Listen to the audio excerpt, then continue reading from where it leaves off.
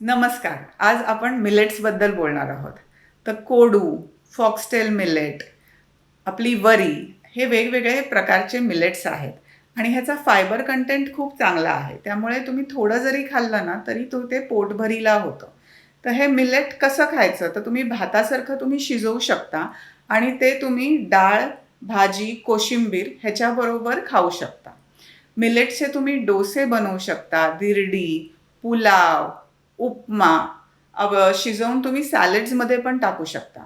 असे वेगवेगळ्या रीतीने तुम्ही मिलेट्स आपल्या आहारामध्ये इन्क्लूड करू शकता. मी जसं म्हणाले की मिलेट्समध्ये ना मिनरल्स, विटामिन्स पण भरभरून आहेत. ते न्यूट्रिएंट डेन्स आहेत. त्यामुळे हे मिलेट्स ना आपण शिजवायला पण सोपे आहेत आणि पचायला पण चांगले आहेत. तर तुमच्या आहारामध्ये तुम्ही हे आवर्जून इन्क्लूड करून घ्या, स्पेशली ज्यांच्यासाठी गहू पचत नाही त्यांच्यासाठी.